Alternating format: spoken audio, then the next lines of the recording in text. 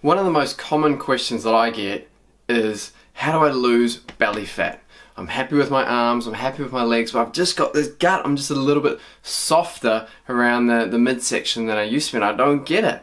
You know, I feel as though I'm eating pretty well and I exercise a little bit, but I've still got this soft gut. Well, what I want to do is I want to share some tips with you guys in order so you can help shed off that belly fat. But first, what I want to do is I want to debunk a myth for you. The most common myth about belly fat is that you can do crunches and crunches will flatten out your stomach. Right? Completely false. By doing crunches, yes, you're going to increase the strength of your abdominal wall, but it's not going to have any impact on the outer layer, that fat layer sitting above the abs that you really want to shift. So what you want to do is a three-pronged attack.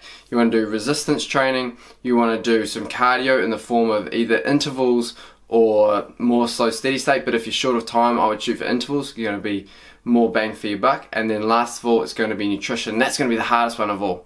So let's start with the first one, resistance training. When it comes to resistance training or doing weights, what you want to do is you want to do those big compound movements. So you want to think about your squats, your deadlifts, any sort of pressing, barbell or dumbbell, your rows with dumbbells, cables, lat pull downs, pull-ups, those sorts of exercises. This isn't the time to do bicep and tricep exercises because they're not going to have that same hormonal impact that you're after to try and shed that layer of belly fat. And the way you're going to format it is you're going to choose an upper body exercise and a lower body exercise, and you're going to partner them together. And you have 30 seconds, maybe 60 seconds rest in between, and do 10 to 12 reps, 4 sets, maybe 3 to start with, then move to 4 sets, and you'll go, so for example, you might do a squat into some sort of row, and do that 4 times, 10 to 12 with 30 to 60 seconds rest in between, and then move on to doing, let's say, a deadlift and a dumbbell, a flat dumbbell press. So that will look after your resistance training. You'd want to do that 3 times a week. And then if we move next and think about cardio, let's go for the high intensity interval training. So jump on a bike, go as hard as you possibly can for 30 seconds, rest 2.5 minutes, and repeat that 8 times for a total of 24 minutes. In and out of the gym, nice and quickly, don't want to waste too much time. And thirdly, it comes to nutrition. Now this, for a lot of people, is going to be the hardest. This is what you've really got to you've got to have a lot of willpower to make sure you keep your nutrition on point. So it doesn't have to be that hard though, and it doesn't have to be bland and boring.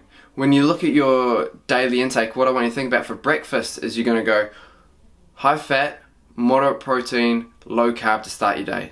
This is going to set up your metabolic rate to optimally burn fat as your primary fuel. So fat is high, protein is moderate, carbs are low. For example, you could start your day with a couple of eggs, avocado, maybe think about making an omelette. Okay, so we'll go eggs, capsicum, tomato, mushrooms, onions, and then some avocado on top once you've made it.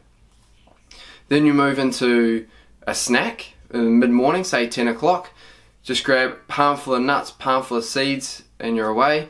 Then for lunch, think a big salad, as much greenery as you can, with 150 grams of chicken, depending on the size of how big you are.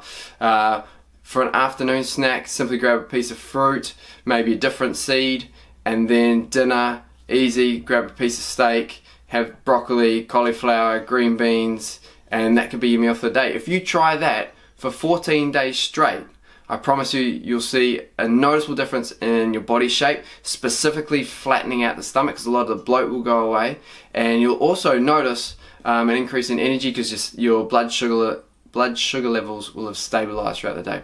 So give that a crack. You've got your resistance training, your interval training, and what you should be eating.